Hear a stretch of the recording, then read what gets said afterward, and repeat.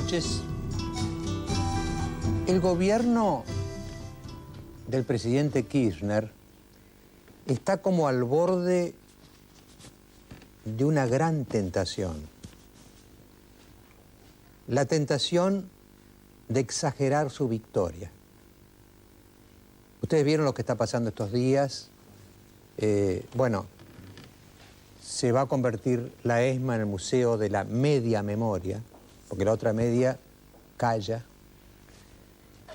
Empezó por ofrecerle al almirante Godoy que si hacía la autocrítica de la Marina, únicamente iban a usar el casino oficiales de la ESMA, que son 34 hectáreas, para el museo. Ahora parece ser que van a ser las 34 hectáreas que se van a dar, y es un lugar donde hay escuelas, donde hay un lugar que se estima un valor de cientos y cientos de millones de dólares, que se lo van a quitar a la Armada y se lo van a dar a grupos que no sé qué van a hacer ahí. Y quizá lo más impresionante de esta exageración de la victoria ocurrió ayer, cuando Ebe de Bonafine y algunos otros grupos de derechos humanos dijeron: no, si van algunos gobernadores que fueron menemistas al acto, nosotros no vamos. Y la resultante ha sido que no va ningún gobernador del PJ al acto del miércoles que viene, del 24. Es decir, el poder es tan grande que se puede casi como proscribir a todos los gobernadores del mismo partido. Ahora, ¿por qué digo yo que exagerar la victoria, porque la victoria está, ganaron, pero exagerarla es una tentación? Porque yo, a esta altura, he vivido bastante, ¿no? Yo he vivido varias veces lo que le pasa al país cuando alguien exagera la victoria. En el 45, 17 de octubre, Perón ganó, exageró la victoria. En los 10 años de Perón, los opositores iban presos, había persecución, yo era estudiante, me metieron preso a mí también. Es decir, se vivió. Ahora, en ese clima, Perón ganaba, pero se iba alimentando poco a poco la reacción de los vencidos. En el 55, ya lo viví todavía de estudiante, el antiperonismo exageró su victoria. Persiguieron a los peronistas, los proscribieron, hasta los fusilaron en la Revolución del 56. Y eso duró otra década. No hablemos de la exageración de la victoria en el 76, cuando los militares le ganan la guerra, entre comillas, a Montoneros y a Lerp y implantan un régimen de terror en la Argentina. Y no hablemos de la exageración de la victoria de Menem. Cuando Menem gana en el 89, gana 4 elecciones seguidas y termina siendo el presidente que más duró en la historia argentina. Pero todo lo que soy el antimenemismo triunfante se iba preparando, alimentando y finalmente desembocó en este clima que hay hoy, que es un clima anti-victoria militar de los 70 y anti-victoria de Menem en los 90. Es decir, yo le he visto, no me lo contaron, lo que pasa cuando se exagera la victoria, lo que pasa después, aunque sea 10 años después. En verdad, lo que lleva al victorioso a exagerar su victoria es una vieja fórmula romana, ¿no? Ve victis, ay de los vencidos, ay de los vencidos. Y la han ido pronunciando sucesivamente diversos protagonistas de las más diversas orientaciones. ¿Por qué es esto? Porque yo lo he vivido también. Cuando alguien gana, sea Menem, sea Kirchner, sea los militares en el 76, sea Perón en el 45, sea Lonardi y después Aramburu en el 55, cuando alguien gana en la Argentina, su victoria parece tan aplastante que le da una sensación de omnipotencia, como que se acabó la batalla. Yo vengo aquí a gobernar como me plazca, hasta cuando me plazca. Ahora, del otro lado, los vencidos están como el perro con la cola entre las patas, y uno dice: sonaron, murieron, no están más. No, es una calma falsa, porque van alimentando su propio resentimiento, van dejando crecer su propia revancha. Y unos años después viene la revancha, otra omnipotencia de signo contrario y otra vez el mecanismo infernal, el engranaje de un país a la deriva, porque más o menos cada 10 años toma un rumbo contrario al que tenía en función de la revancha de los vencidos de ayer que se han convertido en los vencedores de hoy. ¿Hay una alternativa a esta especie de lógica infernal? Yo no la viví, pero sé que la hay, que es la autolimitación del vencedor. El vencedor gana y se autolimita. El gran ejemplo en la historia argentina fue Urquiza. Urquiza derrota a Rosas en Caseros, en 1852, y en lugar de decir ay de los vencidos, dice ni vencedores ni vencidos, y tiende la mano, y se produce la reconciliación. Producida la reconciliación de unos y otros, ya no hay medio país vengándose de otro medio, y el país, después de Urquiza, tuvo décadas de extraordinario crecimiento y prosperidad. Fue cuando vinieron todos nuestros abuelos a la Argentina. Lo vi otra vez, pero cortito, cuando el viejo Perón volvió en el año 72, 73 a la Argentina, y dijo, en lugar de decir para un peronista no hay nada mejor que otro peronista, empezó a decir para un argentino no hay nada mejor que otro argentino, y se reconcilió con Balbín. Fue un momento estelar de reconciliación, pero estaba viejo, estaba enfermo, y al año siguiente, en el 74, se murió. Fueron los dos momentos que yo vi, uno en la historia y otro en mi propia vida, la posibilidad de una reconciliación y una unanimidad de los argentinos tratando de ir hacia adelante. Porque lo que pasa es que cuando un país se reconcilia consigo mismo, como han hecho los españoles después de la Guerra Civil, los chilenos después de Pinochet y anti-Pinochet, esos países lo han hecho, los ojos están en la frente y hay un futuro. Cuando medio país castiga al otro medio y se prepara la revancha de ese otro medio, los ojos se ponen en la nuca. Desgraciadamente, esta ha sido la historia argentina a lo largo de mi vida. Por eso le pido a este gobierno que no exagere su victoria. Bueno, tenemos muchos temas, Diego. Tenemos el tema de la investigación exclusiva. Sí, que la gente no se puede perder. Más adelante, en hora clave, una investigación exclusiva realizada por María Fernanda Villosio. Un tema del que mucho se habla, pero hoy lo vamos a ver en concreto con una denuncia concreta. La mujer de un sindicalista denuncia a su ex por supuesta corrupción. Pero va a dar todos los detalles. Un patrimonio que parece que no se corresponde, en lo más mínimo, con los ingresos que tuvo este señor o que tiene este señor. Viajes a Europa en primera clase, campos, 2 departamentos en Miami, un tiempo compartido en Orlando, un departamento en Quintana y Callao, refinado, y otros bienes, otros muchos bienes. Esta es la denuncia de una mujer, de un sindicalista que vamos a compartir más adelante en el programa. Se podría decir entonces a todos los corruptos, si va a robar, comparta con su esposa. Muy bien. Tenemos un anticipo, Mariano. Sí, vamos a mirar ese anticipo muy cortito de la señora despechada. ¿Qué bienes tenían a nombres de sociedades anónimas? La sociedad uruguaya... Es una sola sociedad. Una sola, sí. Donde tenemos 2 campos, uno en General Villegas y otro en Córdoba. Él no quería aparecer en las sociedades, yo no tenía problema, pero al no querer aparecer él es como que se buscaron sustitutos. ¿Vos sabés por qué él no quería aparecer? Es obvio, es un dirigente gremial. Bueno, antes de ir a esta investigación exclusiva de María Fernanda Villosio, que es nuestra investigadora oficial, vamos a ir a otro tema también sumamente intenso. Ustedes saben que Carlos Menem, el expresidente, ha sido citado por el juez Ollarvide para presentarse ante la justicia el jueves. y ha dado una serie de señales como que no estaría dispuesto a venir, tiene un brazo roto, etc. ¿Qué pasará de acá al jueves? ¿Librarán contra él captura internacional? ¿Es imaginable Menem llegando a Ezeiza preso?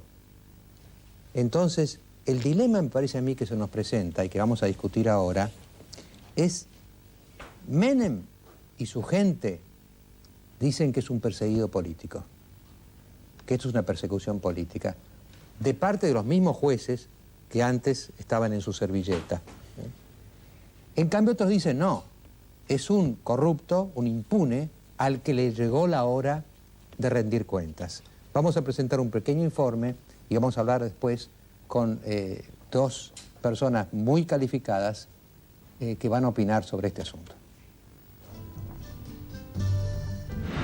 Carlos Menem estuvo preso durante más de 6 meses por asociación ilícita, decretos ideológicamente falsos y malversación de caudales públicos. Pero quedó en libertad al dictarle la justicia la falta de mérito.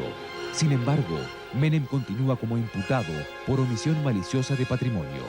Y el juez federal Norberto Ollarvide pedirá su captura internacional si el martes próximo no se presenta en los tribunales para declarar en esta causa.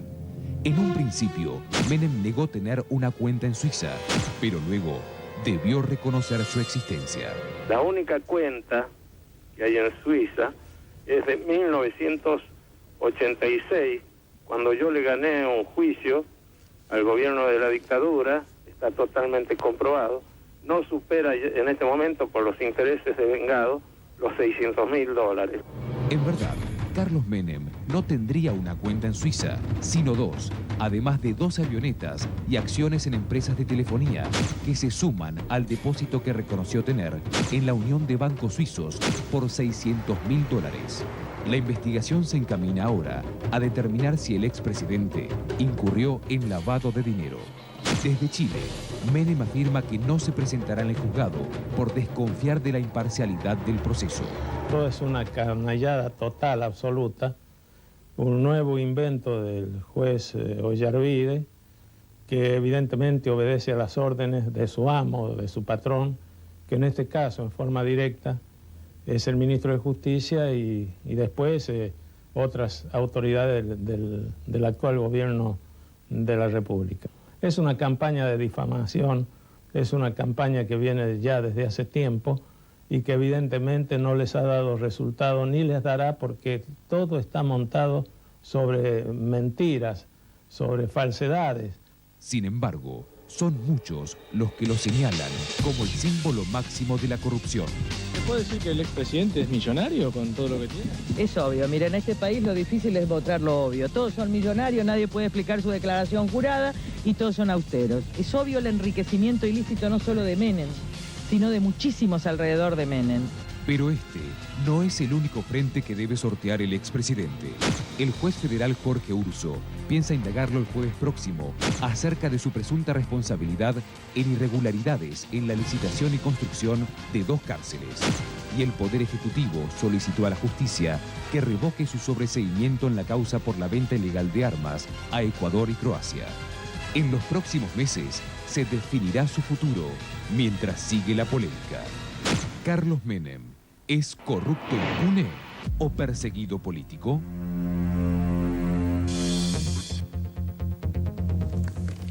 Doctor Moner Sanz, gracias por estar acá. El dilema que planteamos y que usted debería responder es esto. ¿Es un perseguido político o es un corrupto impune al que le llegó la hora? Habría que recordar que a mí me preocupó Menem cuando Menem era presidente. Y en soledad absoluta, el 15 de marzo del 95, año en que va a ganar las elecciones por larga diferencia, proponíamos la investigación sobre venta ilegal de armas, tema que en el próximo tiempo va a adquirir mucho más importancia que las cosas que están en este momento sucediendo. A mí me preocupa las cosas del poder. Se llame Menem, se llame Duhalde, se llame De la Rúa, se llame Kirchner. Esto es, en mi caso particular, no hay una animosidad personal, ni me monto después en una ola, esto está claro. y acá los tres me conocen largamente. Desde el punto de vista de la pregunta puntual, yo creo que Menem es la expresión de un modelo que necesariamente tenía que traer corrupción, y no es el único, y que, por cierto, va tomando algunas decisiones como las que se vinculan, por cierto, con las armas, la que se vincula con la omisión maliciosa.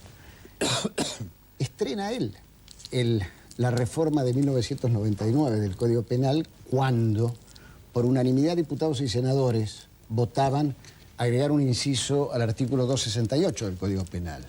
Y lo estrena él porque confiesa, como ustedes lo han pasado, este tema del origen de sus 600 y pico de mil de dólares. Con un detalle. Fui al juzgado contencioso administrativo número 5, apenas yo llegué, en ese momento yo estaba en el extranjero. Advertí cuál era el monto que él había percibido en el juicio que efectivamente le gana el Estado Nacional por haber estado preso. Hice la cuenta y pasé a dólares. Y llevado a dólares, salvo que Suiza le haya reconocido el 11,25% anual, cosa un poco difícil. La cuenta no da por ningún lado. Moraleja, me parece que está bien que se lo enjuicie.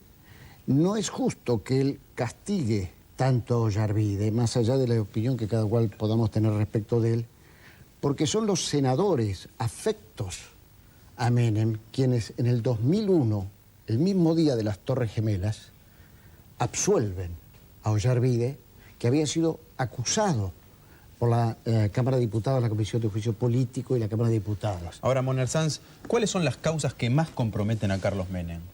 Yo creo que, por cierto, lo de Urso, las cárceles, por cierto, la omisión maliciosa en Ollarvide, y por cierto, a raíz de una importante apelación que ha sostenido la Fiscalía de Cámara a cargo del doctor Rodríguez Bosch en penal económico, el reflotamiento del tema de armas. Y armas vinculado con Río Tercero. Y usted, Mariano Grondona, se debe acordar que de este tema, en esta audición, nosotros hablábamos cuando Menem era presidente y vinculábamos el esfuerzo de la doctora Ana Gritti allá en Río Tercero respecto de esto. Y precisamente una de las cosas más graves que está señalando, por un lado, la aduana nacional, pero uno podría decir, bueno, la aduana es finalmente el poder ejecutivo de hoy, ¿no? Pero sí me importa mucho más los fiscales en lo penal económico diciéndole, no, la resolución de Speroni del 22 de agosto del año pasado no se sostiene ni por arriba ni por abajo. Es más, Rodríguez Bosch le dice en la primera parte de su larga expresión de agravios, esto no es entendible que así haya sucedido. Y reflota la posibilidad de que haya una asociación ilícita, tema que nunca le ha gustado a la gente del poder. Ahora, doctor Moner Sanz, usted la escuchó recién a Lisa Carrión, el tape, ¿no? Y ella dice un poco lo que piensa mucha gente, es decir, que los 600.000, 200.000 o 400.000, al lado de la idea de que Menem es el símbolo máximo de la corrupción, son cifras como muy escasas. Como muy propias, la idea, ¿no? De la persona que tiene. Sí, claro, que hay se podría hablar como del caso de Al Capone, que termina preso por evadir impuestos y no por ser el jefe de la mafia más grande que hubo en los Estados Unidos. Sí. O sea, estamos hablando de un caso muy menor, porque como dice Mariano, 600.000 dólares en el imaginario de la gente es poco. Sí, pero al mismo tiempo uno tendría que plantearse si no ha llegado en la Argentina la hora de hacerse reformas constitucionales en serio, no las que pactan Menem y Alfonsín, y modificar el Código Procesal Penal para que estas mega investigaciones tengan alguna lógica, como dijeron en diciembre del 2003. Catani, Luraski e Irursun, gente de gran prestigio en la Cámara Federal, cuando le revisan a Ollarvide la falta de mérito, porque este es el origen del tema, es la Sala Segunda, no dice Menem toda la verdad. Cuando la Sala Segunda le rectifica la postura a Ollarvide, y entonces es el fiscal Stornelli quien en enero pide una especie de investigación así, porque la Sala Segunda le ha dado el andarivel necesario para hacer toda esta investigación. De cualquier manera, algún día tendríamos que discutir por qué los ciudadanos de a pie, los que no tenemos ningún compromiso ni partidario ni función pública, no podemos ser también parte querellante en este tipo de actuaciones y tenemos que mirar la cosa y investigar por nuestra cuenta y proponer las investigaciones. Lilita Carrió recién decía que Menem es millonario. Un poco siguiendo con esto de la fantasía que planteábamos aquí, ¿se puede saber o calcular de algún modo cuánta plata tiene Menem? Si es que hay o no testaferros. Yo no trato de ser serio, es decir, que no puedo decir una cifra que no pueda justificar. 2, si hay testaferros, yo digo, la Sala Segunda le dijo, en ese pronunciamiento de diciembre del 2003, le dijo, por favor, a todos los familiares, no solo a Suiza, también a los paraísos fiscales y también a la gente del entorno. Y entonces, en el cúmulo de medidas que pide el fiscal Stornelli en enero de este año, hay un abanico muy abierto donde parecería que empiezan a venir algunas cosas. Si no, no se comprendería lo de las avionetas, lo del avión, lo de la cuenta riojana, lo de las acciones telefónicas, etcétera, etcétera, ¿no?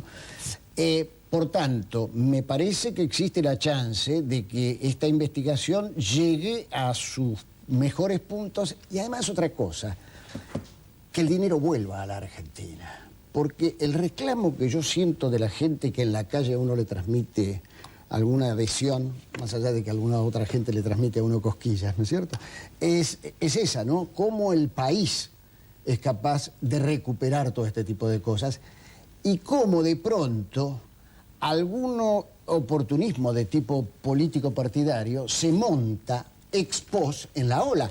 Yo nunca escuché de ningún gobernador, una sola diputada nacional, Mabel Manzotti, y yo lo debo decir aquí, que en pleno esfuerzo mío por investigar el tema de armas, levantó el teléfono y me dijo, Moner Sanz, en lo que le podamos ayudar. Nadie, absolutamente nadie, de la función pública. Pero usted estudió los casos en los que está involucrado el doctor Menem.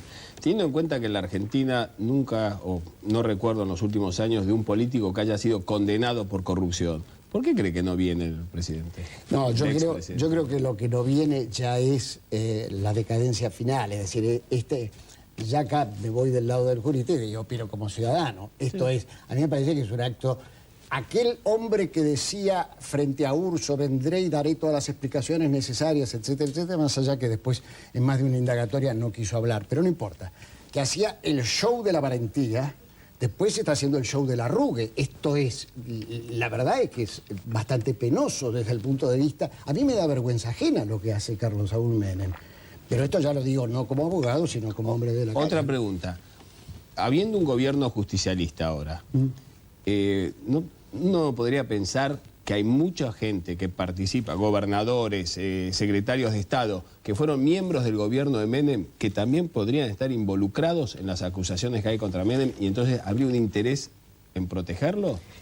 Es bastante probable lo suyo, Timerman. De cualquier manera, hay gente que integra el elenco de gobierno que tenga o no algo que ver con ese tipo de preguntas. Han sido cabalistas menemistas. Ojo que Caballo también está muy complicado ahora en el tema de armas. Caso del jefe de gabinete, Fernández, hombre que en el día del seguro, por allí en el 95, dijo que lo mejor que le había sucedido era formar parte del equipo de Caballo. Ahora, claro, viene el fundamentalismo para el otro lado como una manera de desviar la atención. Ahora, acá una pregunta, doctor Mendoza. Usted recordó muy bien que usted en este programa, en el 95, denunciaba situaciones irregulares probables del presidente Menem, que era presidente en ejercicio, ¿no es cierto? Ahora está diciendo cosas de Alberto Fernández, que podría haber... Pero usted es un poco una mosca blanca, discúlpeme que le diga. Esto no sé si es a favor o en contra. No, bueno, porque acá una pregunta elemental es esta. Uno, por un lado, tiene esta duda de decir, pero Menem, cuando se habla de cientos de miles de dólares, si es lo que dice Elisa Carrió, tendríamos que estar hablando de cientos de millones de dólares, no de cientos de miles de dólares. Pero por otro lado, uno dice, ¿por qué los investigan cuando ya no tienen el poder? Es decir... parece que cuando tienen el poder son no investigables. Grondona, en este programa usted sentó un día a Alderete y a mí, porque yo consigo el primer procesamiento, pero con Alderete en el poder. María Julia en el poder, y la denunciamos. Matilde Menéndez en el poder, y planteábamos investigaciones. Esto es, me parece mucho más trascendente que los mecanismos estatales funcionen cuando la gente ocupa las posiciones de relevancia. Luego se transforman en, para muchos, una especie de andarivel o de... yo respeto mucho las cosas de la doctora Carrió, pero ella avaló la reforma constitucional que se hizo precisamente para ponerlo nuevamente en funciones a los decretos. Eso puede haber sido un error político, pero no es un error, no es un acto de corrupción la reforma política. Tampoco pertenecer al gabinete de Cavallo es un acto de corrupción. Puede ser un error político, pero no un acto de corrupción per se. Timerman, ¿alguien hace autocrítica en la Argentina desde el poder? Vamos a seguir con el tema después de los auspicios. Vamos a tenerlo al diputado Adrián Menem. Las siguientes empresas. Bueno, no se olviden que luego de terminar con este tema de Menem y de avanzar un poco más en el programa, vamos a tener una investigación exclusiva sobre un sindicalista que parece, según dice su mujer, que no puede demostrar o justificar su patrimonio. O sea, su patrimonio es demasiado abultado para lo que ha ganado. La mujer lo denuncia por supuesta corrupción y da todos los detalles de los gastos en viajes en primera clase, las propiedades en zonas muy refinadas y en el exterior del país. Así las cuentas. Y las cuentas, así que no se lo pierdan. Bueno, estamos con Adrián Menem, gracias por venir, pero sé que tuvo un tema de aviones y demás, está acá. Yo de la conversación con Manuel Sanz recojo algunas cosas que me gustaría que usted pudiera responder. Al final de la conversación con él, dijo, este Menem que no le tenía sino a Dios, que se presentaba, con Urso estuvo y lo tuvieron preso, ahora no quiere venir y esto es como que le da vergüenza ajena. No es así. Primero, que el doctor Menem en este momento está imposibilitado de venir. Se han mandado todos los estudios al juzgado del doctor Ollarvide, donde prácticamente le estalló el brazo. Peritos médicos argentinos de trayectoria, de mucha trayectoria, viajaron a Chile, lo vieron, los peritos dijeron que no.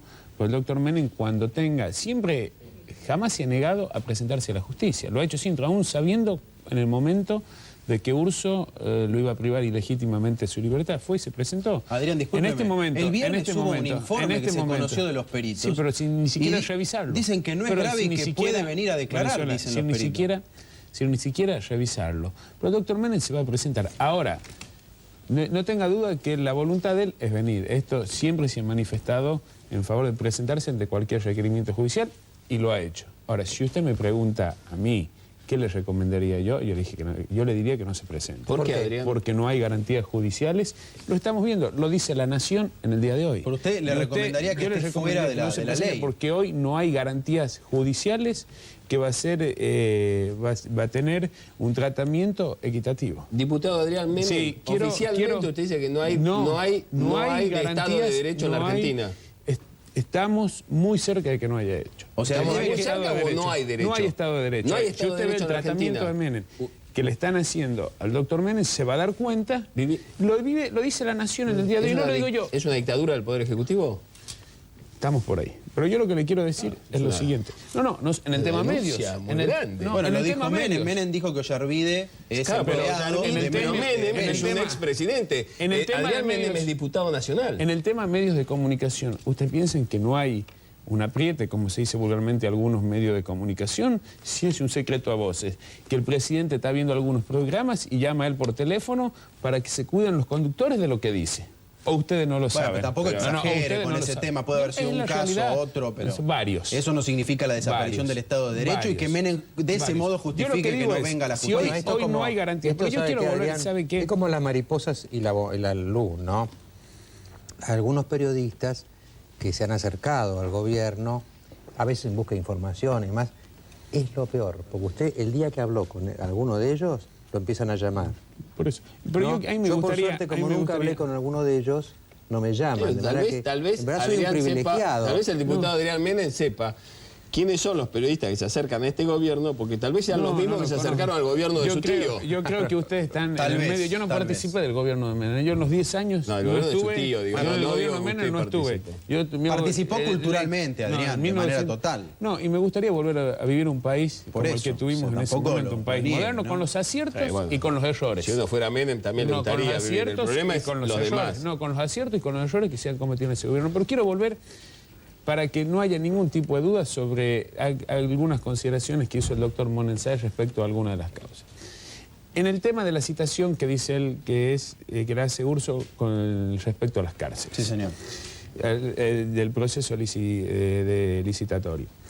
Urso le pide informes al procurador del Tesoro, el doctor Rosati, puesto por este gobierno, no es que venía de antes. El doctor Rosati le contesta que la licitación, no hay ninguna forma de objeción a esa licitación, o sea, no la objeta de ningún punto de vista. Le vuelve a requerir otro informe. Rosati le vuelve a decir que la licitación fue perfecta. Le manda a pedir informes a la SIGEM. La SIGEM contesta que las licitaciones con respecto a las cárceles fueron perfectas, que no hay motivo para hacer ningún tipo de denuncia. Esto es la información oficial que tiene Urso en el expediente, pero esta parte de la historia no se cuenta. Ahora, volvemos, Adrián, dígame siguiendo lo que se planteaba antes del Estado de Derecho. No, para precisar, Adrián, déjenos la posibilidad de alguna pregunta, porque si no es una exposición. Déjeme que yo le conteste, si es así como usted... el tema, déjeme que yo le conteste, Valenzuela, las dos cuestiones a las cuales hacen referencia que Men está involucrado en alguna de las causas de la misma forma. Bueno, pero se lo dejan decir a Moner Sáenz, déjenme lo contestar a mí. Pero se lo dejó decir a él, déjenmelo decir a mí. Digo, para que seamos equitativos. En el tema se hace referencia a los aviones y a las cuentas bancarias. Cuando usted ve los titulares de los diarios, ¿qué parece? Parece que son ultralivianos. Parece que es un... Sí, pero nadie lo aclara. No, son dos ultralivianos de la década del 80 que están en la declaración jurada en una investigación que hace Ballesteros por enriquecimiento ilícito en el año 2000. Están declarados y están las bajas pedidas a Fuerza Aérea porque dejaron de existir. Con respecto a las acciones telefónicas que decía Moner Sáenz, esto fue en 1991, cuando se inicia el proceso de privatización y se hace una suscripción simbólica de 1000 acciones por parte... No, pero esto porque si no... Yo entiendo lo que usted me dice, es como lo que... Es como también podríamos decir, su tío dice que tiene una cuenta en Suiza de $650, su tía Zulema dice que no tiene una cuenta en Suiza. Lo importante es si hay justicia o no hay justicia en la Argentina. Déjenme terminar. Si es un perseguido o no. Déjenme terminar. Con respecto, porque se dice que es dueño de las... se dijo por ahí o se dice que es dueño de las empresas de telefonía, únicamente son 1000 acciones que fueron suscritas. No, lo he visto y lo he escuchado en algunos programas de televisión. Son 1000 acciones que fueron suscritas en forma simbólica por el presidente de la Nación. El tema es si las declara o no, no si las tiene, porque las tenerlas puede tener cualquiera de nosotros. Le pido 2 minutos que me deje terminar. 1000 acciones que están declaradas. Fue en el momento que era presidente de la Nación, en 1991. ¿Y por qué Ollarvide están declaradas. Bueno, la pregunta la tiene que contestar Ollarvide. Con respecto a las cuentas, son cuentas que una está cerrada, del ex y la otra tiene 300 pesos. Y la otra tiene 300 pesos. Es decir, con respecto al tema armas, ahora la aduana pidió, el director de la aduana pidió, apeló el sobreseimiento. Pero les recuerdo que están con sobreseimiento definitivo Cavallo y están con sobreseimiento definitivo Balsa, hoy embajador de este gobierno, con lo cual esta trama de la historia hacía referencia a que todos formaron parte de una asociación ilícita. Con lo cual, aparte lo dice la Nación de hoy. Menem, usted me pregunta, con respecto a la pregunta que hacía el doctor Grondona, Menem hoy está perseguido políticamente. Yo le diría que al borde de una cacería humana. Y siguiendo lo que usted dijo, que le recomienda a Carlos Menem no venir a la justicia. Entonces, para usted, el escenario más probable es que, dada la situación de carencia de Estado de Derecho, Menem se queda como exiliado político en Chile, dado que no hay tratado de extradición. Yo lo que Menem está dispuesto a venir, va a venir cuando se recupere de su lesión. A pesar de su consejo. No, pero bueno, uno aconseja. Si yo me pregunto, la pregunta mía. Yo vengo, estoy más acá como familiar que como legislador. Yo le quiero decir, ¿hay garantías? Y yo le digo, no, hoy no hay garantías. Lo dice la Nación de hoy. ¿Pero el problema es Ollarvide o es el gobierno nacional? Claro. Mire, en algunos escritos, Ollarvide dice que toma determinadas medidas siguiendo algunas ideas del ministro Vélez. Si esta no es una injerencia del Poder Ejecutivo en la justicia, lo único que hace Vélez todos los días es preocuparse cómo perseguir al doctor Menem, en vez de preocuparse. No es Vélez. Y le voy a explicar que Vélez, como usted bien conoce del poder, es un funcionario de un gobierno. El presidente se llama Néstor Kirchner, porque usted y su padre, y su tío, en vez de decir el que persigue... Si quiere que le diga Kirchner. ¿Usted cree que Kirchner persigue a su tío? Pero no tenga la menor duda, este gobierno... ¿Qué nos recomienda a los simples ciudadanos entonces que hagamos en este país? Que no vayamos. ¿Sabe cuál es el peligro al margen de que la persecución de la cual está sufriendo el doctor Menem?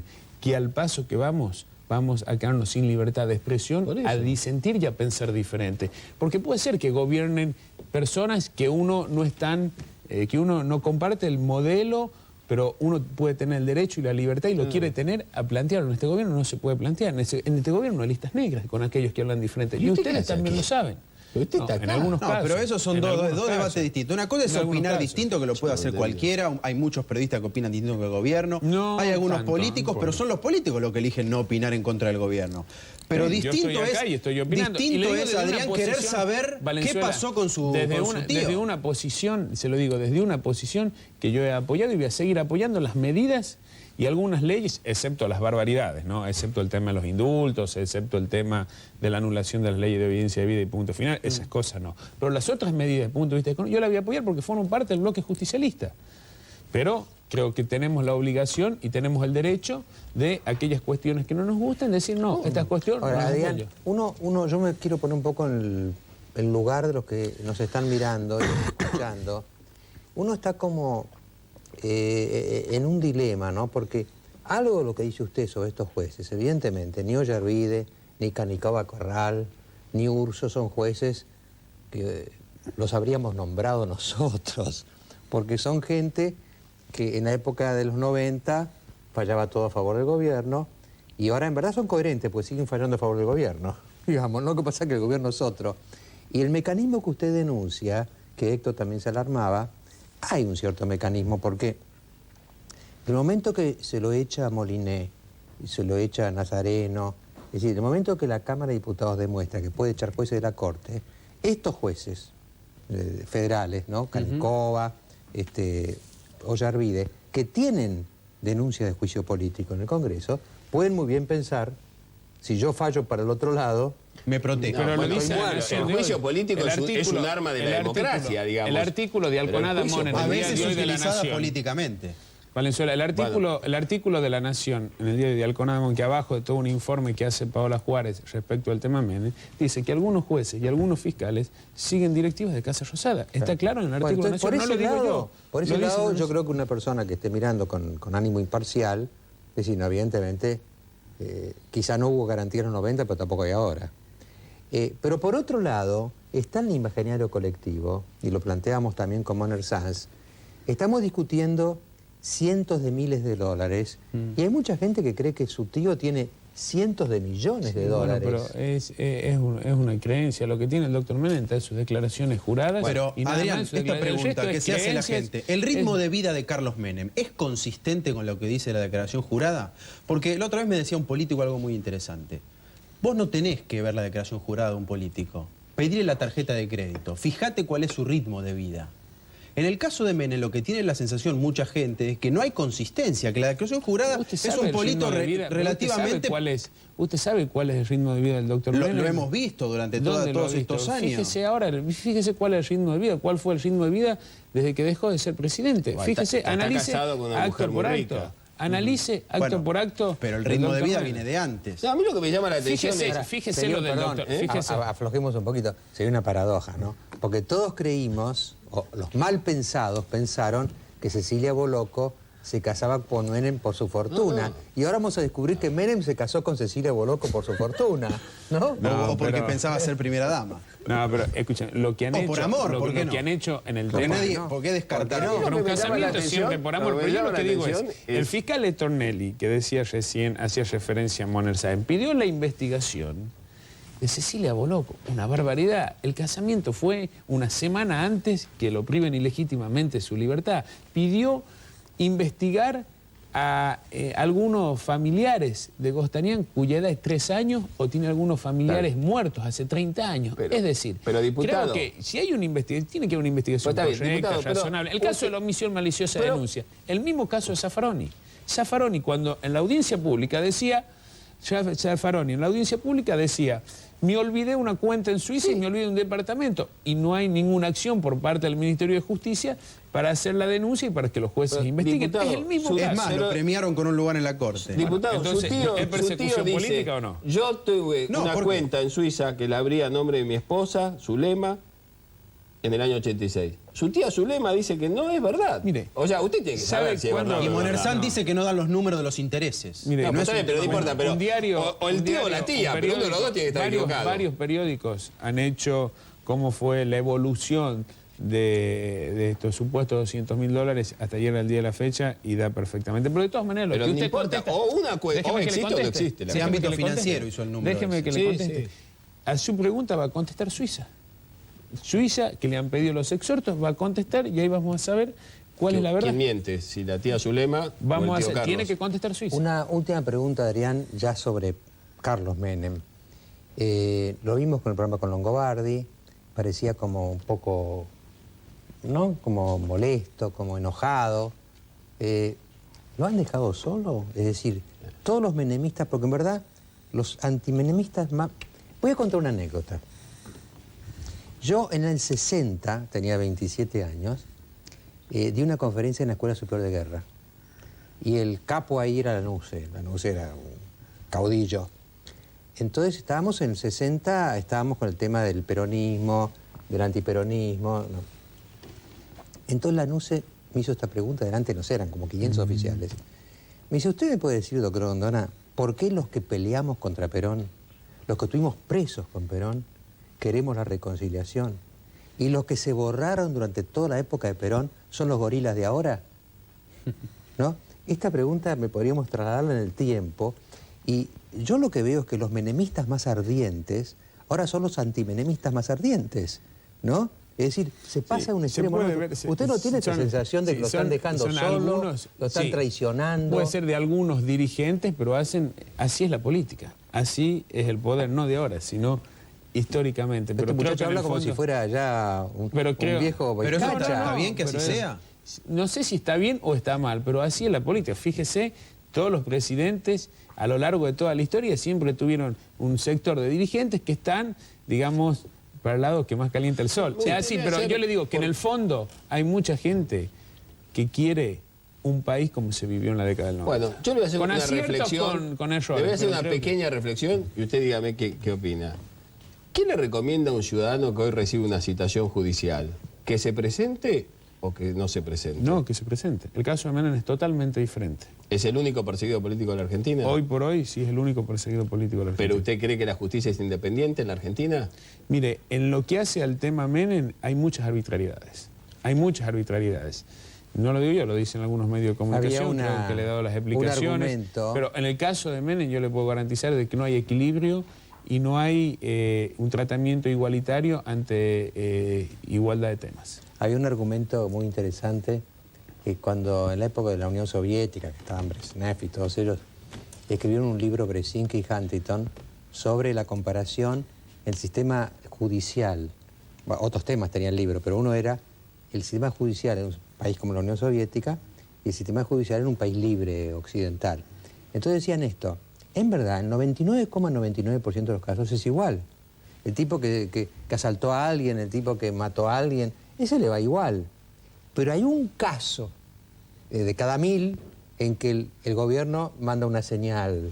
¿Estaría Menem en este caso de cada 1000 o de cada 100.000? Por lo que uno ve, hay muchas arbitrariedades. Bueno, lo que pasa es que hay una responsabilidad mucho mayor en un expresidente que en cualquier otro ciudadano común.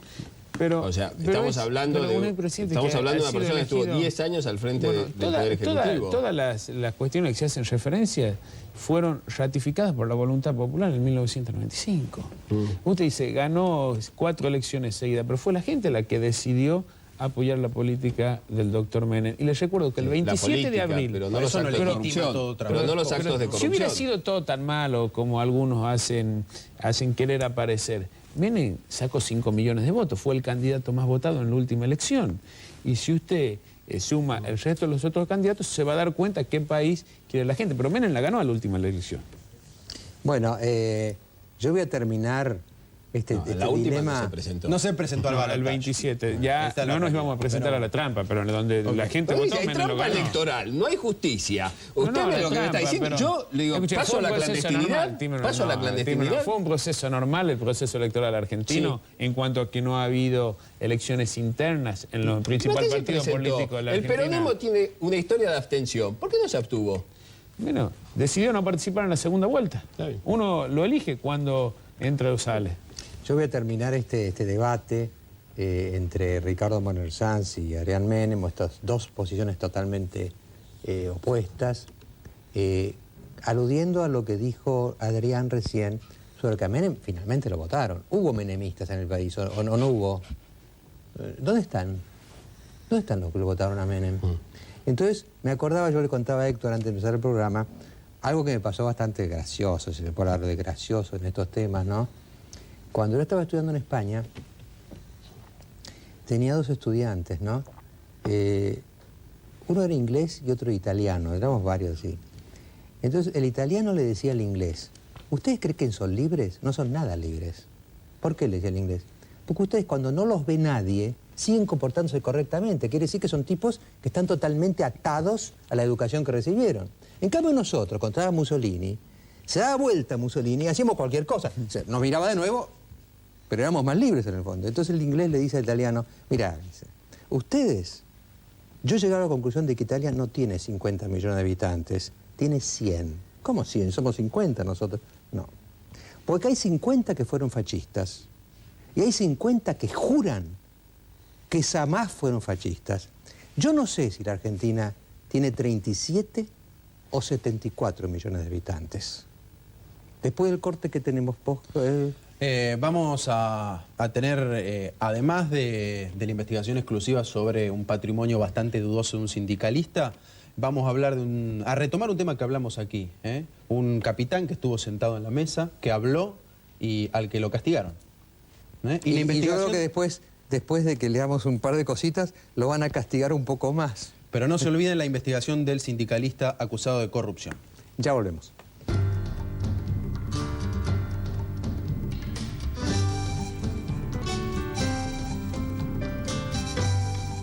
La mujer de un sindicalista que da la cara y lo denuncia por corrupción, o por lo menos dice que el patrimonio no es consistente desde ningún punto de vista con bueno, lo que ha demostrado, lo que tiene declarado este señor. Vamos a tener aquí un anticipo y enseguida este va a ser uno de los temas en Hora Clave. ¿Qué bienes tenían a nombres de sociedades anónimas?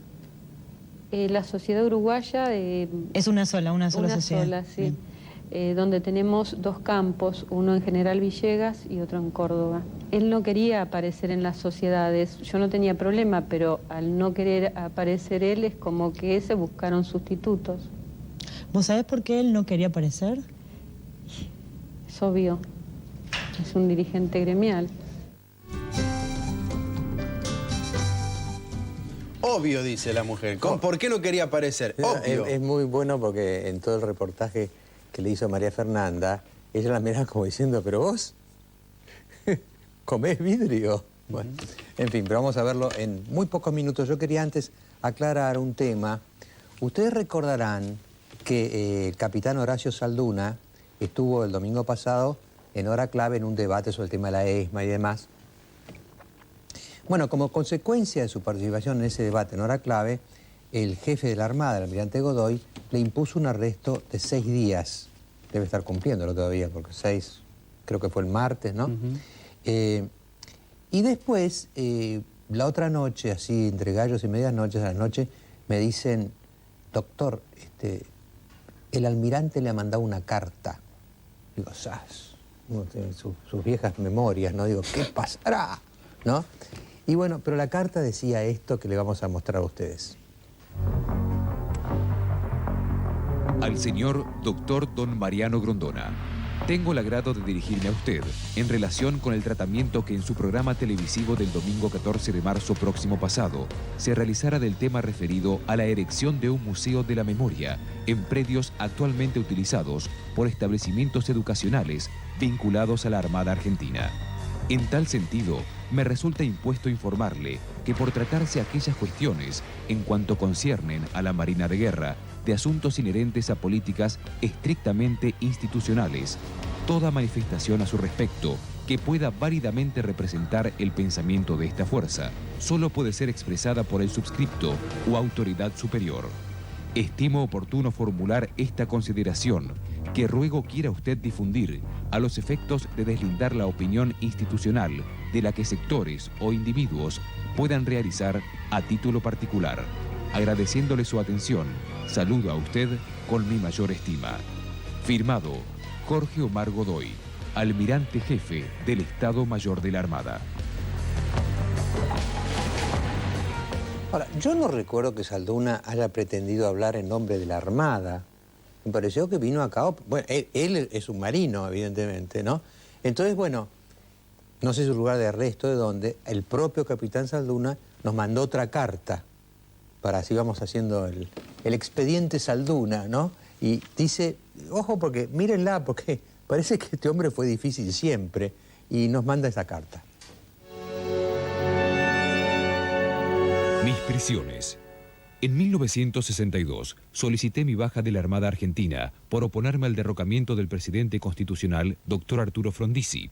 Los términos de mi nota motivaron mi arresto en la Escuela de Mecánica de la Armada, hoy Museo de la Amnesia. En 1982 fundé una revista político-cultural con el doctor Poblet con el fin de contribuir a los esfuerzos por lograr el llamado a elecciones. A la Armada no le gustaron mis editoriales y me aplicaron 20 días de arresto riguroso en un regimiento de infantería de Marina. En defensa de la dignidad de la Armada, hace pocos días publiqué una carta de lectores en La Nación y participé del programa televisivo del doctor Grondona, expresando siempre mi opinión contraria a la instalación de un llamado Museo de la Memoria en los edificios de la ex Escuela de Mecánica de la Armada. Por ello he recibido una nueva sanción disciplinaria. 3 gobiernos distintos y un solo delito verdadero: opinar. Horacio Salduni, capitán de corbeta retirado. Esto plantea un pequeño intercambio de opiniones en nosotros, ¿no? Porque yo digo una cosa, un jefe retirado, porque él está retirado, ¿no es cierto?, ¿tiene que callar para siempre o tiene derecho de opinar? Acá hay un tema que es el tema de los derechos humanos y de la libertad de expresión. Todos conocen mi opinión, inclusive voy a ser más enfático. Creo que hay que disolver las Fuerzas Armadas, que no sirven no cumplen ningún rol en esta democracia.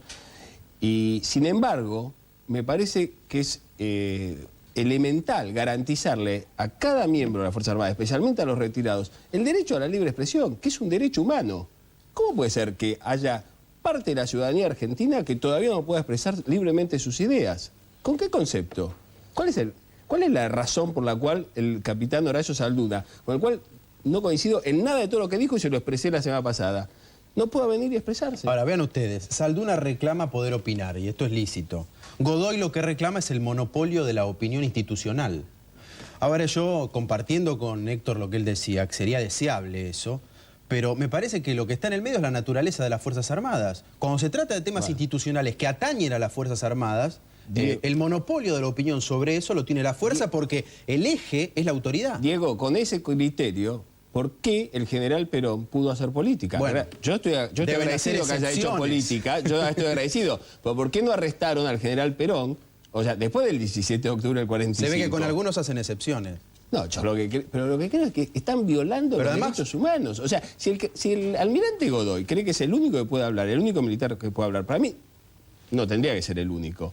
Entonces que el almirante Godoy esté dispuesto a ir a todos los programas de televisión, que dé todas las entrevistas. Y ahora vos pensás que un oficial menor puede opinar qué hay que hacer con el edificio de la ESMA. Quiero aclarar que al almirante Godoy lo invité al programa, porque él en realidad, cuando pronunció su famoso discurso ya a esta altura, en verdad él creía que podía salvar, no toda la ESMA, pero digamos los 34 hectáreas, salvo el casino de oficiales. Creo que le vendieron eso. No sé cómo Yo no conozco el caso. Y él dijo, bueno, si hago esta autocrítica... No fue una autocrítica espontánea tipo la de Balsa. Pero eso, Mariano, fue una cosa que los estaban apretando. Permitime una opinión. Lo de Godoy aceptó un canje. ¿Cree en la autocrítica que hizo o no? ¿La hizo para que no se entregue todo el predio a las organizaciones de derechos humanos? Me surge esta pregunta. La información que yo tengo es que sí, que él cree que él siempre ha mantenido este tipo de posiciones. El tema es que nosotros nos tenemos que plantear es otro. Es, los militares también tienen el derecho a la libre expresión, porque parece ser que a 20 años de la recuperación de la democracia, yo lamento tener que ser el que los defiende. Lamento, porque nunca me ha gustado defender a los militares. Pero creo que también son seres humanos que tienen el mismo derechos y obligaciones que los demás. Si no, no tenemos derecho a exigirles nada. Sí, yo creo que, digamos, el ejemplo que dio Héctor de Perón se podría multiplicar mucho. Aramburu, está lleno de Rico, está lleno de militares que se han hecho política después, ¿no? Yo he sostenido a veces que hasta los presos tienen derecho a opinar.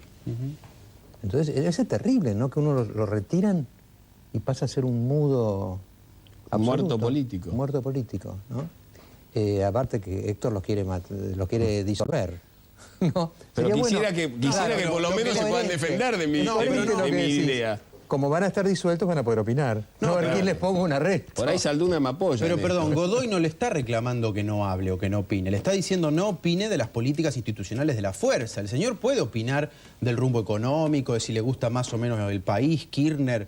Está hablando Godoy, me parece, de lo institucional relacionado con la fuerza. Un ser humano debe tener derecho a hablar de lo que quiera. Bueno, después del corte, lo que ya ha venido anunciando Diego durante la noche, la investigación especial sobre un sindicalista denunciado de corrupción por su mujer. Así que, como decía Héctor recién, si usted se va a corromper, por favor, llévese bien con su mujer. Ya volvemos.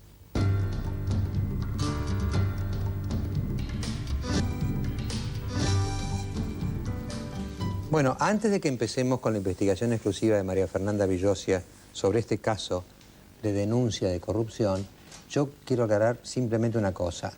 Nosotros en Hora Clave no condenamos a los investigados. Es un principio ético para nosotros fundamental. De manera que ella va a presentar su investigación, realmente es para felicitarla porque hizo un trabajo periodístico excelente, pero la contraparte, los denunciados, van a tener oportunidad de defenderse. Porque yo no soy un fiscal, soy un periodista, ¿no? Bueno, María Fernanda, ¿por qué no nos cuenta un poco cómo se llegó a todo esto que vamos a presentar después en un tape muy sustancioso? ¿Qué tal? Buenas noches, doctor Grondona. ¿Qué tal? ¿Cómo le va? Bien, muy bien. Bueno, la investigación que presentamos esta noche creo que es una investigación de un caso emblemático de cómo viven algunos sindicalistas argentinos. Y lo inédito que presenta este tema es que yo creo que por primera vez una ex mujer, quizás despechada, quizás molesta porque determinadas cosas no se dieron como ella piensa que es justo que se tengan que dar, contó en una entrevista exclusiva con nosotros cuánto gana este sindicalista, este importante sindicalista de la Federación de Empleados de Comercio que dirige Armando Cavalieri, cuánto gana en blanco en el sindicato, cuánto gana en negro en el sindicato. ¿Qué bienes tienen? Estamos hablando, vimos en las promociones, tiene campos, tiene cuentas en el exterior, tiene departamentos en Miami, departamento en una zona carísima de Buenos Aires como es Quintana y Callao, etcétera. Una serie de bienes que realmente son sorprendentes. Si le parece, doctor Grondona, la escuchamos a ella y después, por supuesto, vamos a estar en comunicación con el mismísimo sindicalista. Muy bien, vamos a ver entonces el producto de esta investigación.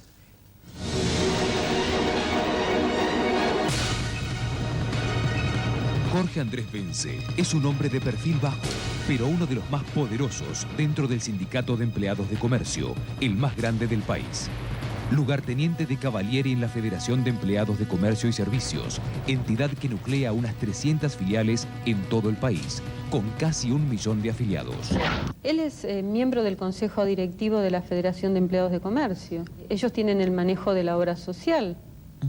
Es como que si fueran los dueños, por llamarlo de alguna forma. Entonces, son los administradores. Bence inició su carrera sindical en Lomas de Zamora a fines de los años 70. ¿En qué situación económica estaba él cuando llegó? Y familia trabajadora. Él cuando entró a trabajar en el sindicato era vendedor de libros. Solamente tenía la casa donde vivía con su familia. Empezamos a estar bien, pero cuando entró a trabajar a la federación... Aunque no tenía el secundario completo, pronto se convirtió en un líder dentro del sindicato. Y era una persona muy capaz, con muchos ideales y que me contagió a mí. Era muy defensor de los trabajadores, con decirte que él empezó como inspector en la calle y después pasó a ser asesor gremial. Claro. Yo te puedo explicar, lo que ellos manejan es la plata de todos los trabajadores. O sea, a mi trabajador me descuentan para la obra social el 3% de mi sueldo y va todo a la federación, de cada uno. Y ellos manejan claro, ellos manejan la plata, ellos pagan, ellos saben. Pero con el correr del tiempo y a juzgar por su patrimonio, Bence parece haber tenido una carrera acorde a la de un empresario exitoso. Él cobra el sueldo del sindicato, de la federación y del centro de formación. Supuestamente él dice que cobraba 7.000 pesos por mes, pero nosotros teníamos un gasto mayor a ese.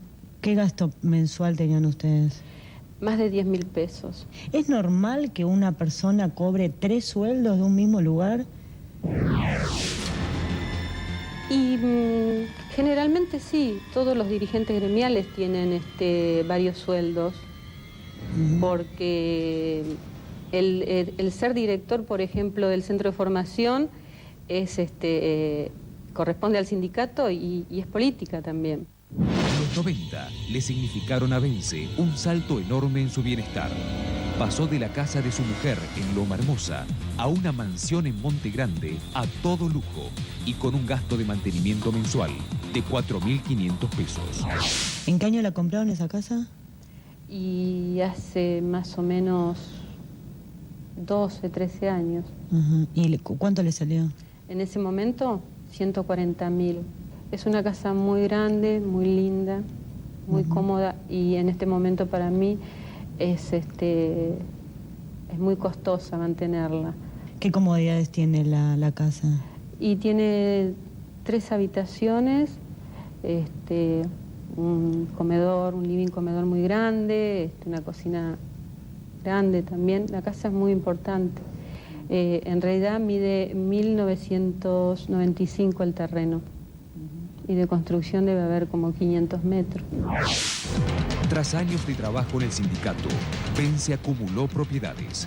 En 1997 compró un campo en General Villegas y otro en Córdoba, ambos dedicados a la producción agrícola ganadera, y que juntos suman unas 1.600 hectáreas. Los 2 campos le costaron más de $2 millones, aunque Bence negaba ser el propietario. ¿Qué bienes tenían a nombres de sociedades anónimas? La sociedad uruguaya... es una sola sociedad. Una sola, sí. Donde tenemos 2 campos, uno en General Villegas y otro en Córdoba. ¿La sociedad uruguaya, cómo se llamaba y a nombre de quién estaba? Mailon Financing se llama, y estaba representado por un apoderado que era un cuñado nuestro. Él no quería aparecer en las sociedades, yo no tenía problema, pero al no querer aparecer él es como que se buscaron sustitutos. ¿Vos sabés por qué él no quería aparecer? Es obvio, es un dirigente gremial. O sea que no quería que le quedara, que se le pudiera identificar determinado patrimonio. Supongo que es eso, si no, no veo otro motivo. Comentaba que a través de la medicina, de la obra social, tenía otro ingreso, que desconozco cuál es, pero a través de la obra social. ¿Cómo era el...? O sea, ¿eso estaba blanqueado o no, ese ingreso? No. O sea, era por izquierda. Exacto. 2 departamentos en una de las zonas más exclusivas de Miami, por un valor de $525.770, fueron algunos de sus bienes en el exterior. ¿Ustedes tienen tenían un tiempo compartido en Orlando? Sí, lo tenemos, lo usamos varias veces. ¿Sale caro mantener eso? Muy caro, sí. Y más o menos hay una expensa que se paga anual de 1.300 y pico de dólares. Tuvimos un Peugeot 206. ¿4x4 tuvieron? Sí. Una que se le había comprado de Nápoles también. Un dúplex en Villa Gesell es de los 2. ¿Tenían cuentas en el exterior? Sí. ¿En dónde? En Suiza. Ajá. ¿Y montos? Grandes. Además de la cuenta en Suiza, abrieron otra en el Caribe. Entre ambas, hubo movimientos de fondos por $4.300.000. La familia Bence no se privó de nada. Viajamos a varios países, fuimos a Italia, con toda la familia, con su mamá, su hija, de su otro matrimonio, una tía, nosotros 4, viajamos unos cuantos, siempre viajamos unos cuantos. ¿Ustedes viajaban en primera? Sí. En el 2001, ya separado de su segunda esposa, Bence dejó el sur del Gran Buenos Aires para mudarse a un semipiso en la zona más cara de Capital Federal, por el que dice haber pagado $155.000. Cuando ustedes se separaron, ¿vos sabés si él adquirió algún otro bien? Sí, se compró un semipiso en Quintana y Callao, y más o menos alrededor de 200 metros. ¿Él admite tener todo este patrimonio o no? No, niega todo, niega absolutamente todo. Según su exmujer, Bence utilizaba su poder dentro del sindicato para dirimir cuestiones personales. Estando trabajando, o sea, después de separarnos, tuve una persecución continua de parte de él. O sea que, y yo soy una trabajadora. El tema estaba, ¿quién te defiende? Porque si el mismo dirigente gremial, el que está para defender a los trabajadores, fue mi acosador, ¿quién me defiende? ¿Dónde voy a que me defiendan? Recurrí en varias oportunidades a mandarle cartas a Cavalieri y nunca recibí respuesta. A los 57 años, Bence conserva su perfil bajo, pero vive como un millonario. Parece un empresario, pero es un sindicalista que representó a la Argentina ante la OIT. Cavalieri es el presidente de OSECAC. Bence está en la FAECIS, en la federación, parte del consejo directivo. Supongo que en las reuniones de ellos harían el manejo. Pero los ingresos extras que él tenía, los que estamos hablando, venían de la federación de OSECAC, no del sindicato. Sí. Por eso no sabría decirte cuánto era. ¿Esto sería un dinero tipo coima, soborno o algo así que se le entregaba a él por hacer qué? Que él que tenía que dar el visto bueno en algo, tenía que decidir algo. No, eran los administradores. Son administradores de la obra social. La obra social es de la federación, así que es como si fuera una empresa. ¿Y estos fondos lo daban las empresas que contrataban, digamos, las empresas que se beneficiaban? No, son los aportes de los beneficiarios. La obra social se mantiene con los aportes de los trabajadores, como los sindicatos. Y cada uno lo maneja como lo tiene que manejar. Se supone que defiende los derechos de los trabajadores, pero gana cifras que los empleados jamás podrían soñar. Y hay un valor agregado extra que no sé de dónde es y bueno, tendrá que rendir cuentas él. ¿Vos crees que él va a tener que rendir cuentas a la justicia? Supongo que cuando las cosas no son claras, siempre hay que rendirlas. Lo que yo digo es mi verdad y la voy a mantener, cueste lo que cueste.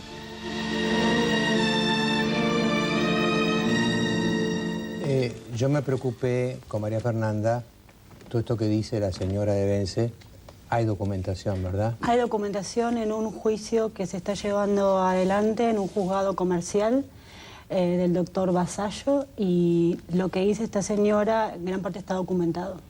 Bueno, acá está con nosotros el doctor Joaquín Cortina, que es el abogado de Jorge Andrés Bence, y por teléfono está el mismo Jorge Andrés Bence, que estuvo escuchando lo que ha dicho su ex señora, y vamos a conversar con ellos. Yo, aparte de saludarlo a Jorge Andrés Bence, le voy a pedir a María Fernanda, que es la que está interiorizada, si usted quiere hacerle alguna observación o alguna pregunta. Sí, buenas noches, señor Bence. Buenas noches. Buenas noches. Gracias por haberse comunicado con nosotros. Gracias por darme el derecho a réplica. No, al contrario. La primera pregunta sería la siguiente. Según su ex mujer, usted llegó al sindicato con una mano adelante y otra atrás. Por otro lado, tenía un sueldo mensual de unos 7.000 pesos. Yo me pregunto, quizás solo con sentido común, ¿cómo hizo usted con ese sueldo para adquirir el patrimonio que, bueno, acabamos de ver?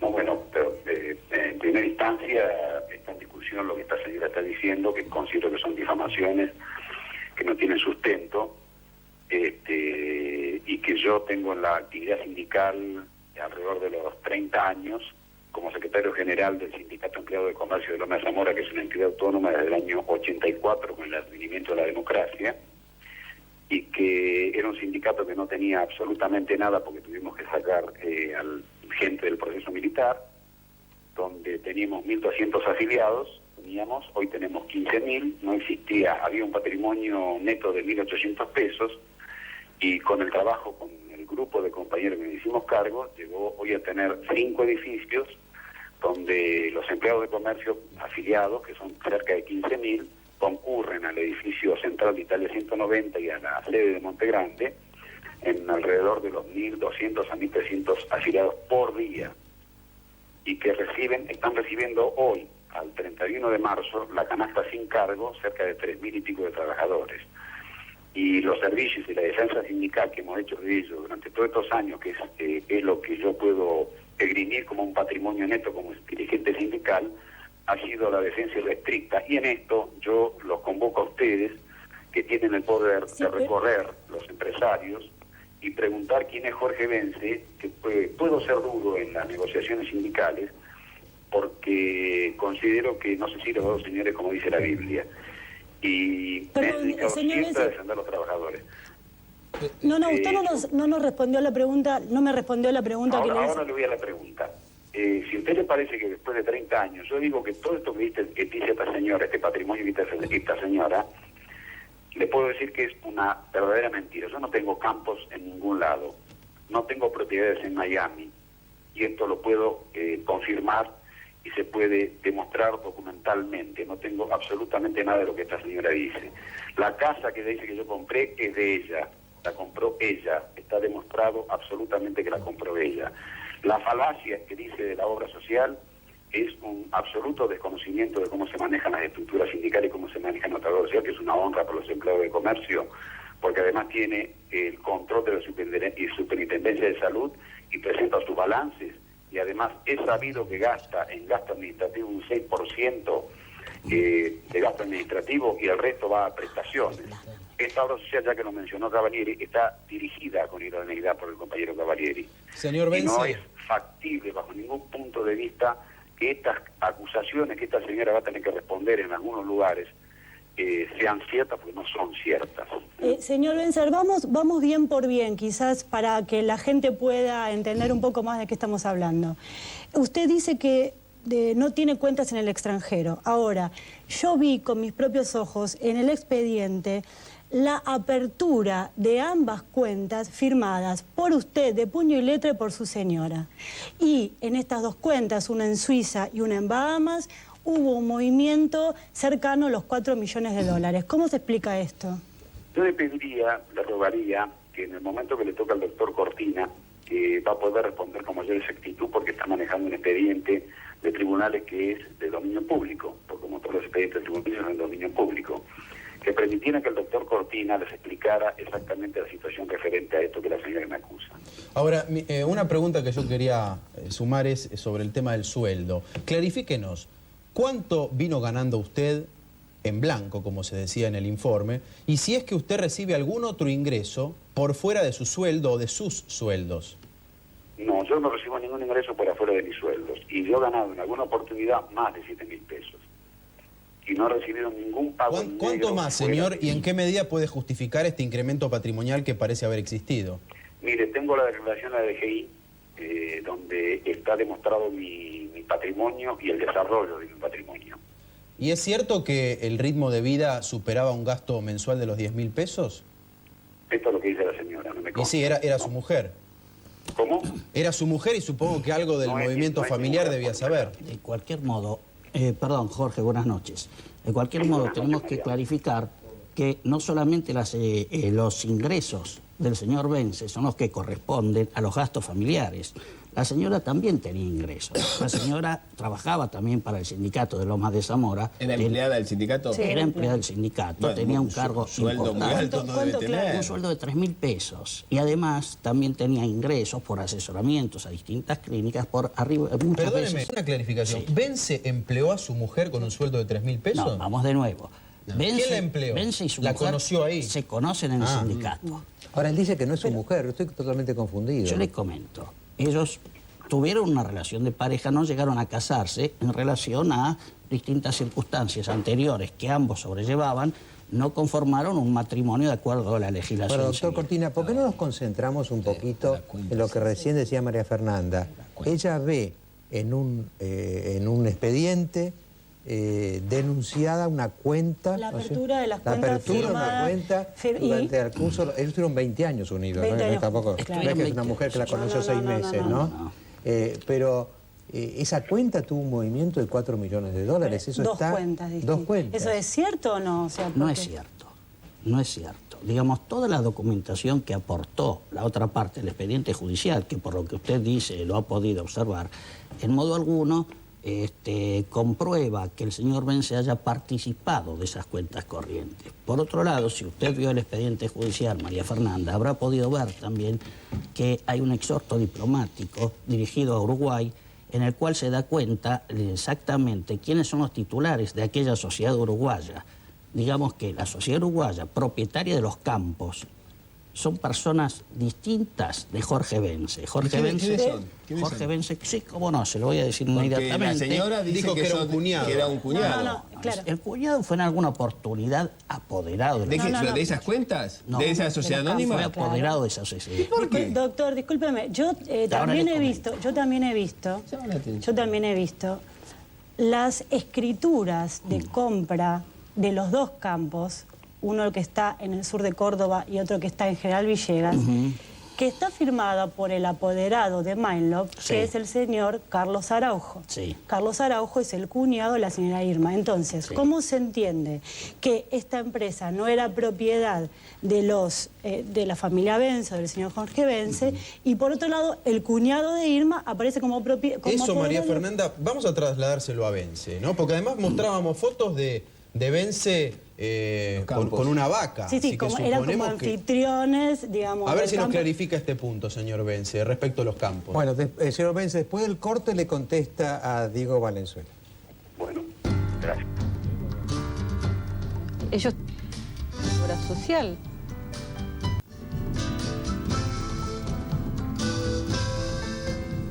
Bueno, estamos en contacto telefónico con el señor Jorge Vence, acá está su abogado, el doctor Joaquín Cortina, por la investigación que hizo María Fernanda Villosio, que se basa en las declaraciones de la ex pareja, digamos, de Vence durante 20 años y estamos discutiendo las documentaciones que apoyan estas declaraciones.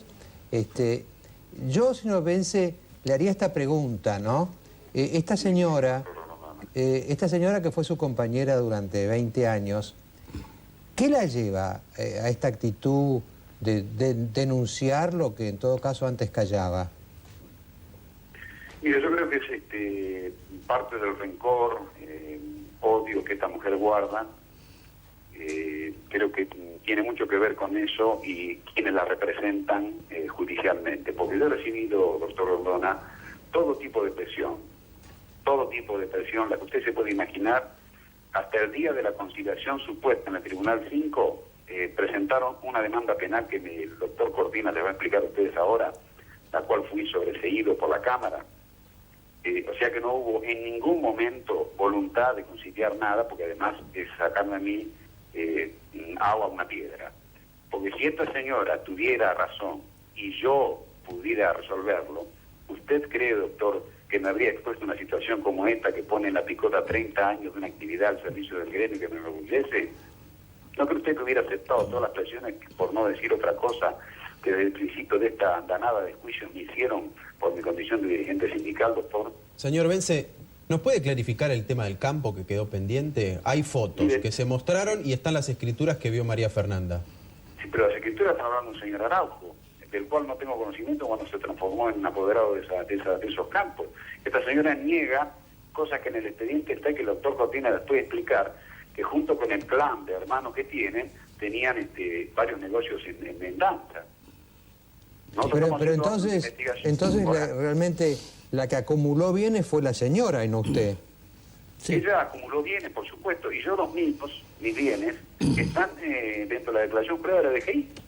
Entonces, doctor Bence, siendo ella empleada del sindicato de comercio y usted dice que acumuló bienes como para comprar campos y siendo usted responsable del sindicato, ¿usted la investigó? Perdón, antes que él conteste, quería hacerles una pequeña explicación respecto de cómo se manejan los fondos sindicales, porque la señora lo explica indebidamente y no queda muy claro.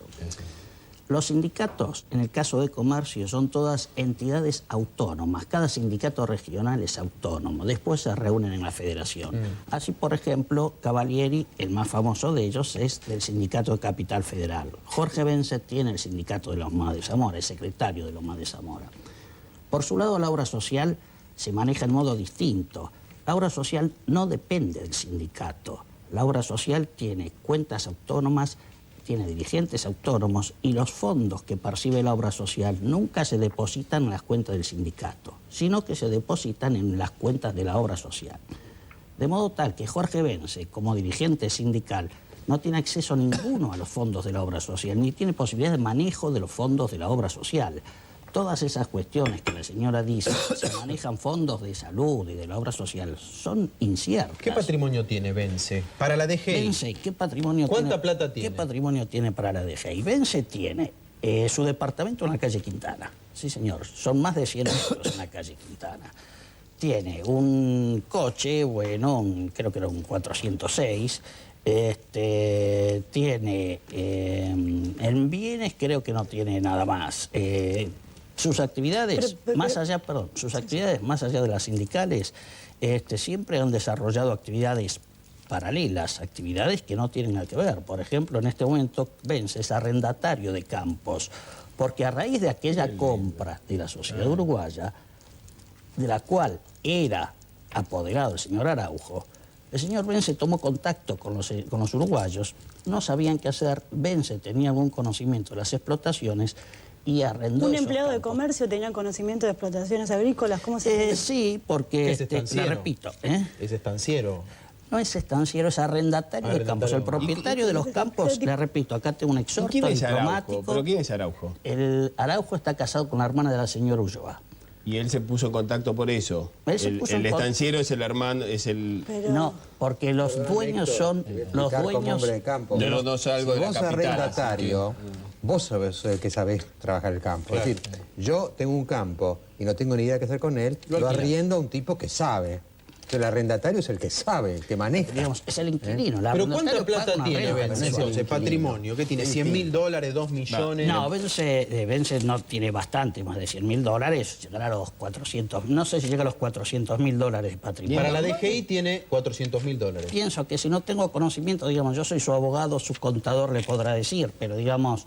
entre el departamento y algún otro bien y las ganancias que ha obtenido puede llegar a los 400. Y usted que me dijo que conocía bien el manejo de los sindicatos, 400.000 dólares es más o menos una cifra que usted dice para un sindicalista, digamos, una buena capacidad de ahorro. Lo que pasa es que no depende de la capacidad de ahorro que ha obtenido en sus trabajos sindicales, sino en las otras tareas, en las demás tareas, en los otros negocios que ha desarrollado, los cuales incluso la misma señora cuenta en el expediente que la señora María Fernanda, que dice que vio, dice que además de la tarea sindical, realizaron otros negocios. Bence, le quería preguntar a Bence si alguna vez, como dice esta señora, viajó por Europa en primera con varios familiares y si conoce Miami y Orlando.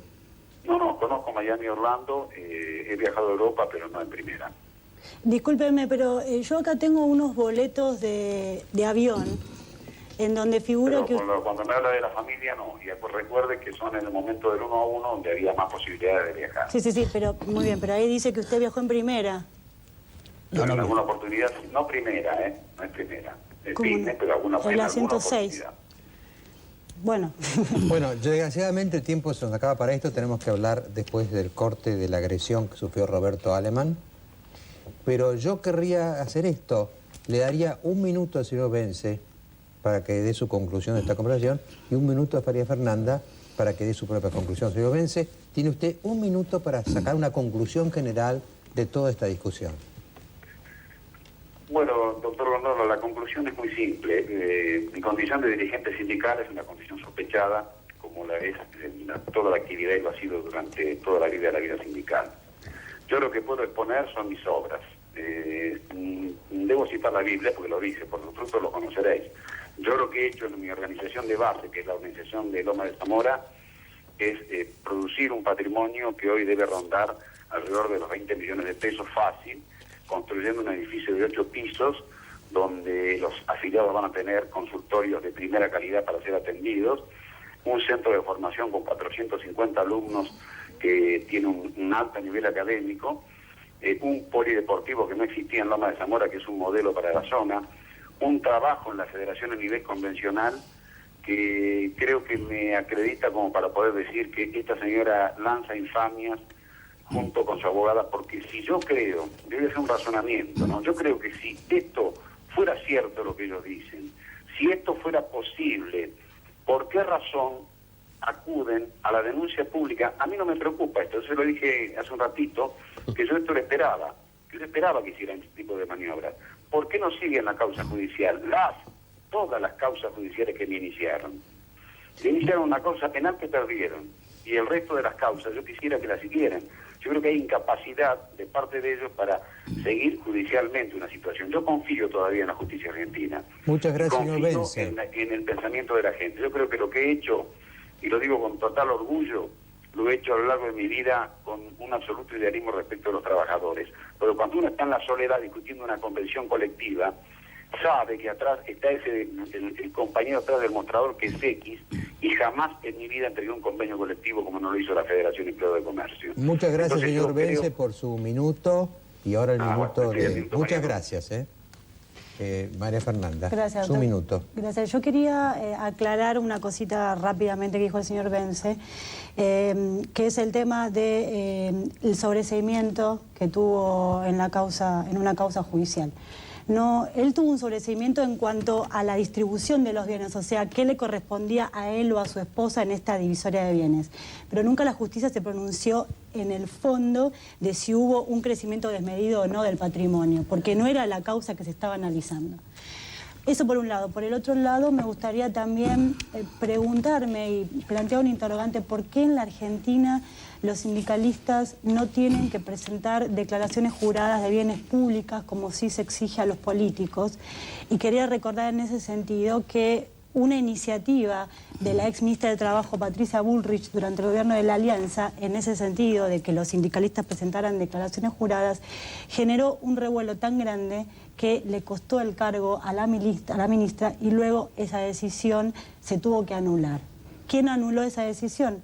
La ex ministra Camaño, que es casualmente esposa del sindicalista Luis Barrio Nuevo. Entonces la pregunta es, ¿por qué no hay también un control sobre las cajas de los sindicatos? Muchas gracias, María Fernanda. Gracias, doctor. Después del corte vamos a tener testimonios y discutir por qué Roberto Aleman ha sido agredido en la calle por segunda vez.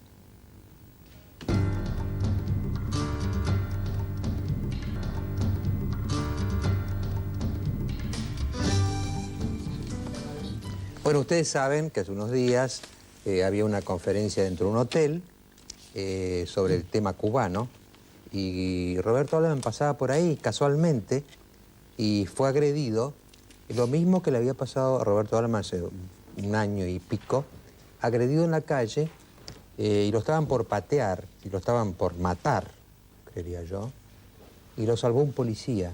Por supuesto, el policía no detuvo a los agresores, eso está fuera de toda consideración, pero por lo menos lo protegió a él.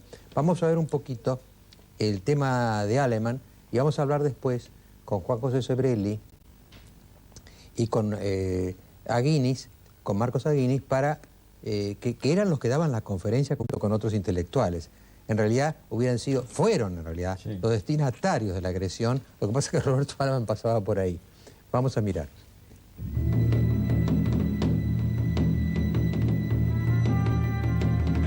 El 8 de marzo de 2002, el exministro de Economía Roberto Alemann fue insultado y agredido por un grupo de ahorristas que se manifestaban contra las entidades bancarias tras la implementación del corralito. Pero esa no fue la única vez que Alemann fue atacado en la vía pública. El jueves por la tarde, un grupo de militantes que realizaba un escrache contra intelectuales que disertaban sobre el régimen de Fidel Castro volvió a embestir contra el exministro que pasaba por el lugar. Alemann, de 81 años, denunció haber sido lastimado en sus manos y rodillas tras caer al piso, empujado por unas 30 personas que lo persiguieron, y estaban por patearlo cuando fue protegido por un agente policial.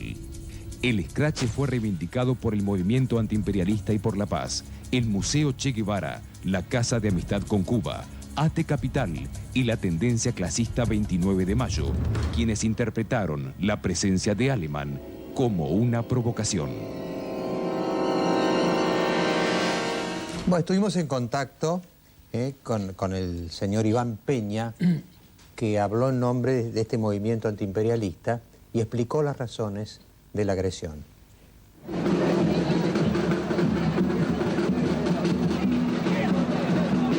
Nosotros salimos en apoyo del pueblo cubano y de la revolución socialista que está llevando a cabo tan estoicamente y dignamente el pueblo cubano. Estábamos haciendo un escrache a 5 gusanos pro-yanqui intelectuales que se dicen que venían a disertar, nos hacen notar de que pasa Roberto Alemann, y bueno, varios salimos, compañeros nuestros de varias organizaciones, entre ellos el MAB, la Juventud Rebelde 20 de diciembre, salimos al encuentro de él porque los huevos que teníamos dispuestos para escrachar a los gusanos pro-yanqui, bueno, fueron dispuestos para él. Lógicamente se cae cuando se le tiran los huevos encima, trastabilla y bueno, y cae.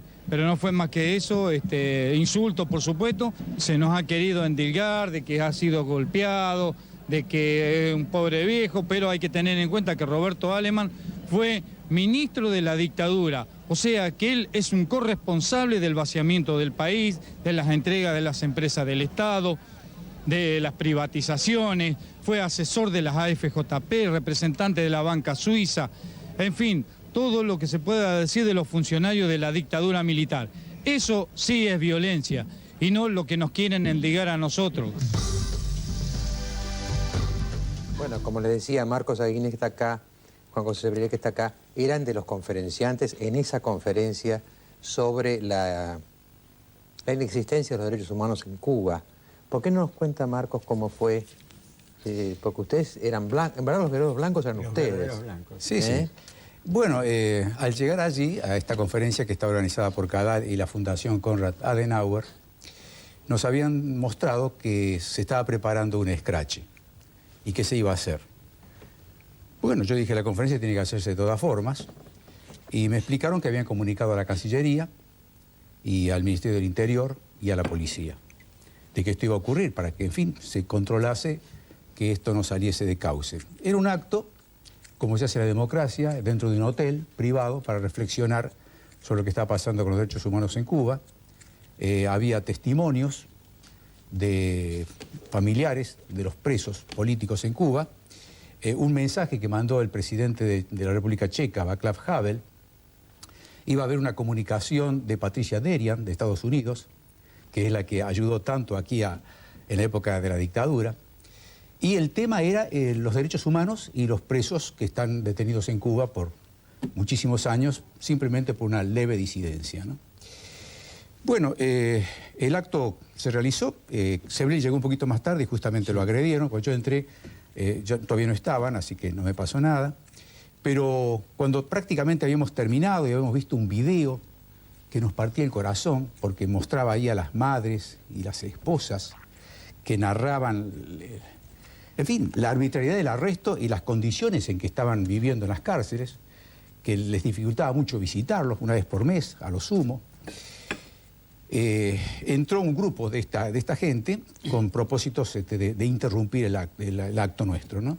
Empezaron a gritar, querían hacer preguntas, entonces yo les dije, yo les contesto a las preguntas, cálmense.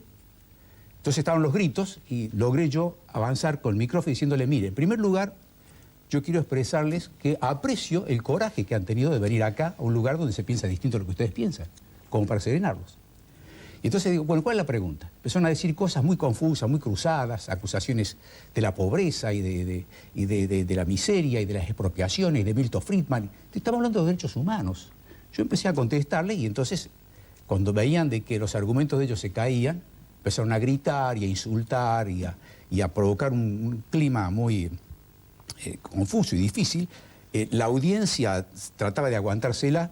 Un señor le dijo a una de las chicas, si aquí estuviese Fidel Castro, vos sos la primera en ser fusilada. Pero en fin, después de gritar unos 15 a 20 minutos, se fueron, dejando muchos insultos, y nosotros continuamos trabajando. Se pudo hacer una comunicación telefónica con Cuba, y hablaron directamente algunas mujeres. Una de ellas dijo lo siguiente, dice, nosotras ni siquiera podemos hacer lo que hicieron las Madres de Plaza de Mayo en la Argentina, porque si salimos, dice, a caminar varias juntas, nos arrestan o nos matan.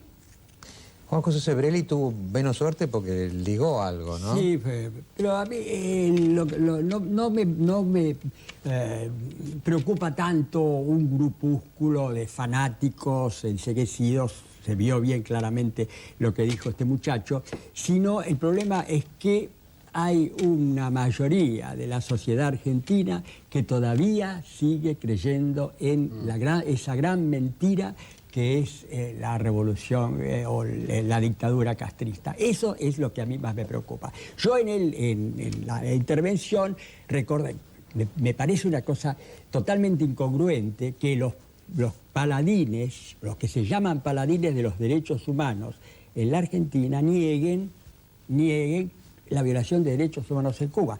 Yo recordé entonces, además, la posición que tuvo Cuba en la época de la dictadura militar, donde, junto con la Unión Soviética, saboteó todo intento en los fueros internacionales, en el Congreso por los Derechos Humanos de las Naciones Unidas, saboteó la declaración de violación de los derechos humanos en la dictadura de Videla. Y no solamente eso, sino que aún en un congreso que se hizo en La Habana sobre violación de los derechos humanos en América Latina, fue excluida la Argentina. Porque, como sabemos, en ese momento el socio comercial principal que tenía la Argentina de Videla era la Unión Soviética. Era la Unión Soviética. Sí, hay que recordar que era la Unión Soviética porque Estados Unidos boicoteaba a la Unión Soviética por su guerra de agresión en Afganistán. Sí. Ahora, ¿no hay algo paradójico? Usted dice que hay quienes no se quieren ocupar de los derechos humanos en Cuba, setentistas, el gobierno, etc.